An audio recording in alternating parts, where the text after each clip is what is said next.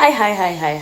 I am home. I'm threatening to make one of my favorite childhood snacks that I learned from my sister's husband.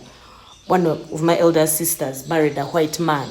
So those days when they were vibing her, that white man would come home and like be in the kitchen with my late mother, and they would start cooking things that are both white meals and black meals. So the one that stuck with me is onion bargies. So I'm hoping to make some and maybe make Selassie like them, and also, who knows, be like my mom used to make for me, onion bargies. The other day he asked me, "Mom, why don't you make cake?" I think he watches videos of mothers baking. He's like, "Mom, why don't you make me cake?" So here is me, not making cake, but something a little bit close. So it's an onion bhaji, so it has mostly onions. You have to be very generous with your onions, and then when you're cutting them, cut really huge chunks of onions.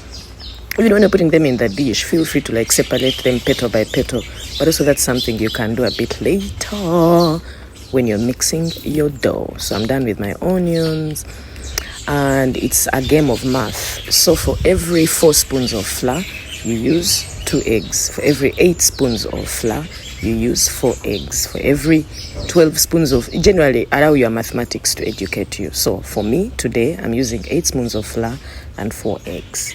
And as you can see, I beat them with the energy of all my ancestors. And now my ancestor squad is big. So do you see that curry powder? It's some old curry powder we used to use, a very, very old one. I feel like it has the best taste of curry. Then that is what is it called? Some salt. Those are the Himalaya salts. So I usually use, when I'm cooking my nice special meals, I don't use this other normal salt of ours. I try to be bougie.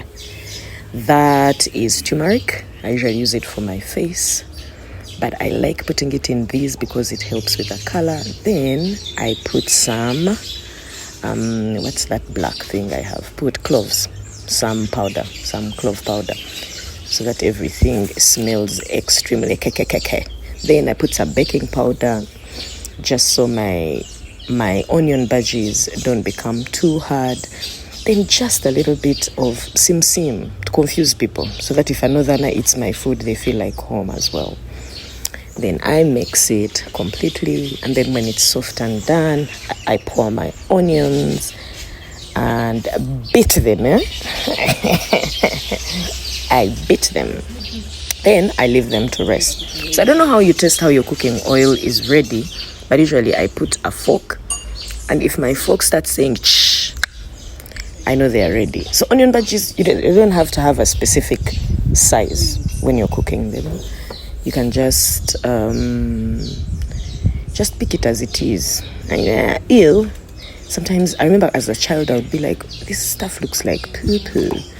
Why are we eating it? But when it is ready. So anyway, you put like 4 or 3, depending how big the pan you used is, and watch the magic happen. But having Selassie at home, there's always something with my son. What did you do to Mommy's flower pot? What did you do to Mommy's flower pot? You broke it. And then you lied it is Spencer.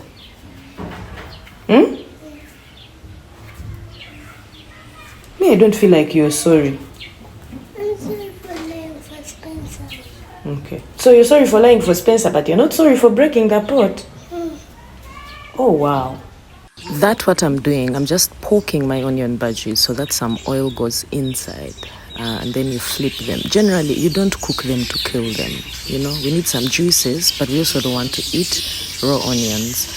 So just watch it brown. When it looks like your favorite type of chicken, then it's ready.